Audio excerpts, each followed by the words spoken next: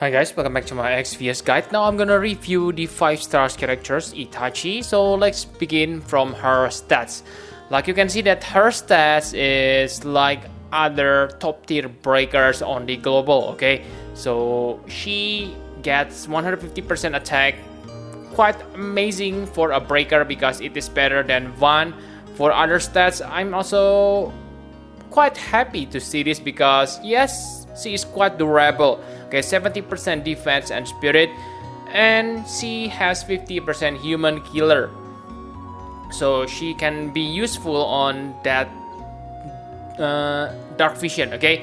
And yes, she has decreased MP used for ninjutsu 30%, so this is nice, especially when combined with her STMR. That means she only uses very little MP, but I don't think that's really important, okay? And like you can see here that she gets 200% LP damage boost.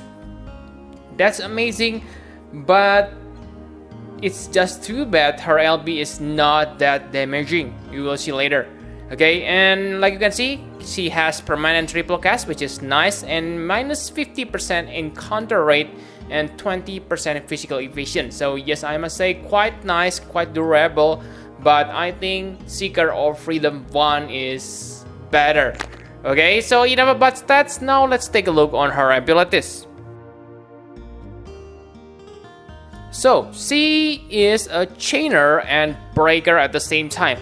The thing that makes her different compared to other breaker is she can deal serious damage, okay? She can chain with bolting strike, which is maybe good but also bad. Good because remember next week we gonna get Neo Vision Starlight Elena, who is also bolting strike chainer. But if you, let's say, use Neo Vision Rain and yes, Akstar, then yeah, bolting strike is kinda useless, and I think it is used less frequently compared to Mirror of Equity and Stardust Ray, okay? That's why I don't like it that much. But if you happen to use bolting strike chainer, then she is good. So she able to imbue Ice Element and Imperil by 100% to 120%, so I must say quite decent. But again, maybe Ice Imbue is not that important because remember she is true dual wield character, so yes, she can easily get Ice Element. But still, very nice thing.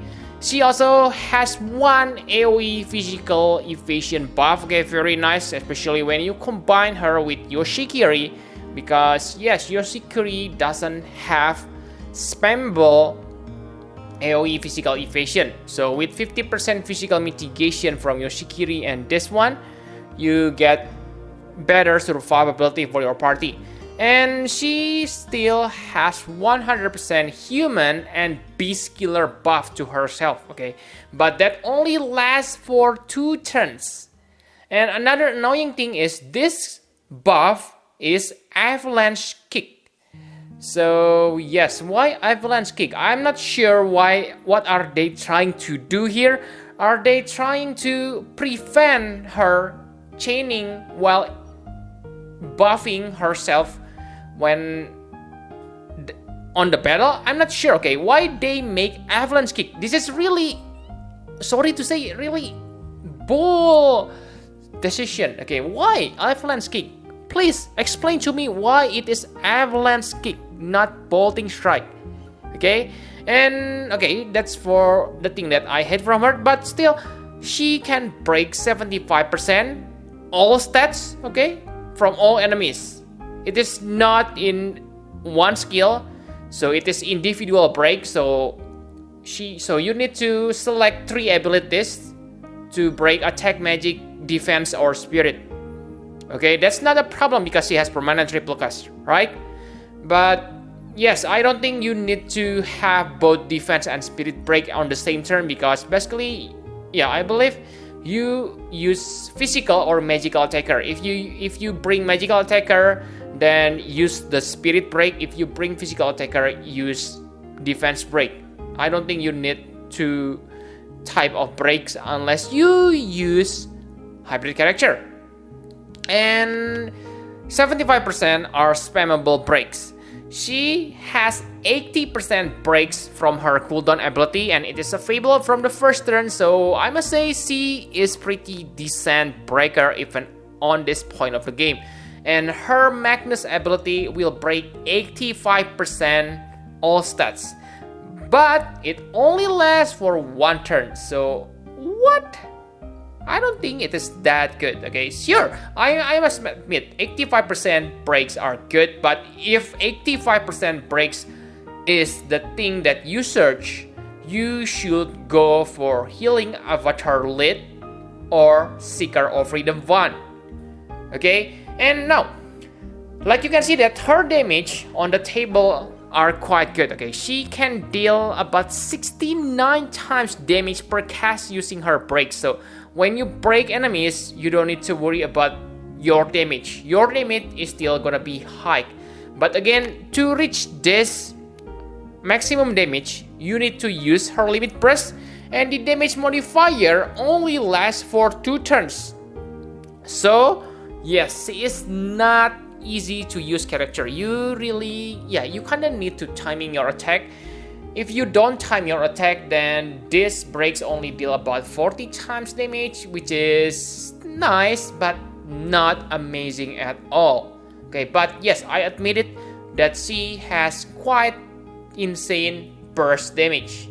And for rotation, you can see it on the screen. Okay, you want to use concentration to boost her attack and unlock Merciless Assault, and then use debilitation to break 80%, and the last skill you can imbue yourself with ice or whatever you want. Okay, with killer buff, do what you want, but on the second turn and onward, simply spam Merciless Assault, because Merciless Assault is more damaging than your break when you don't get damage modifier from your limit burst. Okay, and talking about her limit burst, like you can see that sure, she has amazing passive 200% LB damage boost, but see this, only 30 times damage modifier.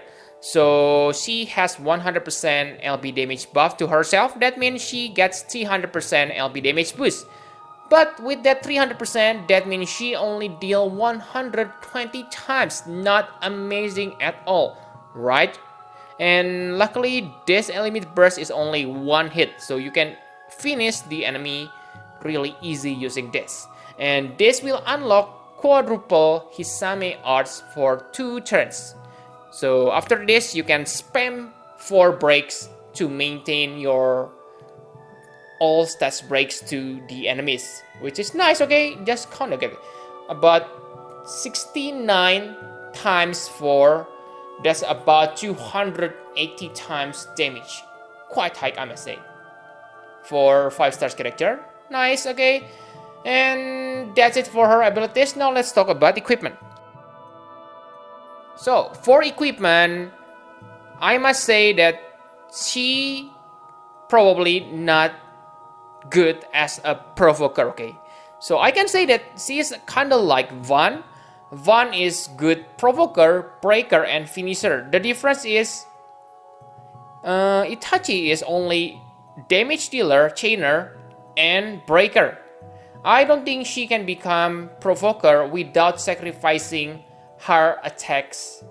Sure, you can force her to become provoker, but wow, her offensive damage will be very low, because yes, she doesn't have innate draw attack, so that's kind of bad if you want to make someone into provoker. Okay, you need to equip them with excessive draw attack, and that means she gonna has low attack. Okay, and that's why I think if you want to use her, just use her as a breaker and DPS.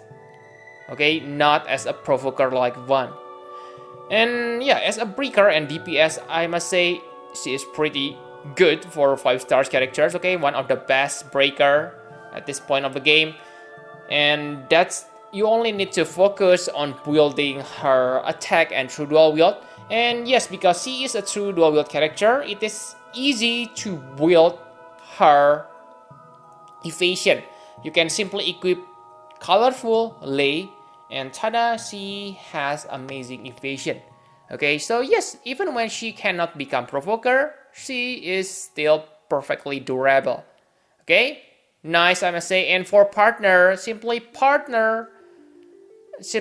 use her with another bolting strike chainer, and you are good to go. Okay, and yes, of course, Yoshikiri is bolting strike chainer, and yeah, I can say that she kinda compensate Yoshikiri weakness because she can give your party 1 AoE physical evasion, which is very good when combined with Yoshikiri 50% damage mitigation. Physical mitigation, I mean. Okay, but again, remember that her potential for damage is unleashed when she becomes quadcaster. And yes, right now, there are no quadcaster bolting strike chainer. Strong, okay? I know there is Godria, there was Godria, okay, but Godria is really old, okay? Let's hope she get Neo Vision form on Halloween on the next month. Okay, so in about equipment, my conclusion for Itachi. So like I said, I really like Itachi, okay? I think Itachi is better than Yoshikiri. I know that sounds stupid because the roles are different, but as a character, I mean, okay, Itachi is something that's interesting, okay? It gives us something new.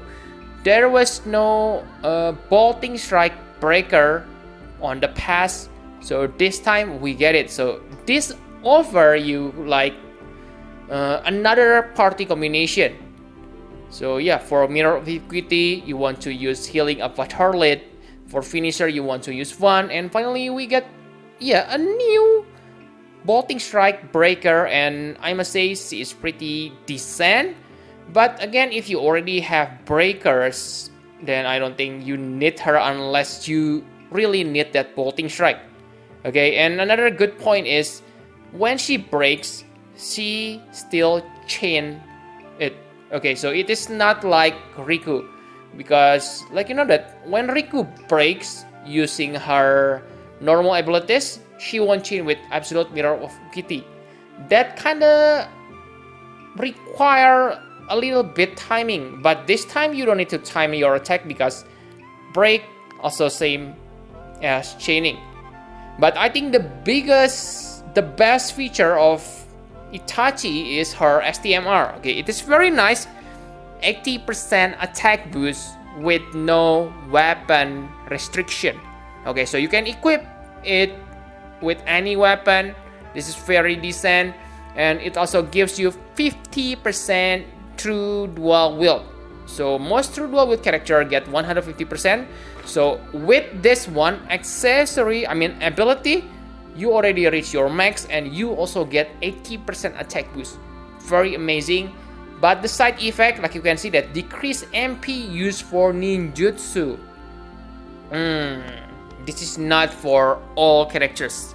This is kinda annoying because why they cannot make like 30% for ninjutsu and let's say 15% for other characters? Why they cherry pick like this? But I guess it's okay because if I can remember correctly, this is the only 80% attack boost non-limited, okay? Yeah, it is only non-restricted weapon 80% attack boost. Because, yeah, what I can only remember is from Sora and Riku Kingdom Heart STMR. The effects are about the same, but they are limited. So this time we get something like that, but it is not limited. So I must say, quite nice, okay? And for the Thrustmaster reward, I must say it's kind of bad. Sure, it is pretty strong Thrustmaster level weapon, 150 attack, very strong. But again, the side effect, disease. Whoa, most bosses are disease resistant. Disease resist. So this is kind of useless. And the secret of the Hisame only works for Itachi. So yes, I must say, kind of annoying. This is niche weapon, and the effects are also niche. So yes, I don't think it's worth chasing for this Trustmaster reward. Think that's all you need to know about Itachi. Thank you very much for watching. Please hit the like button and subscribe to my channel for more Final Fantasy Private Exvius Guide. Bye bye guys.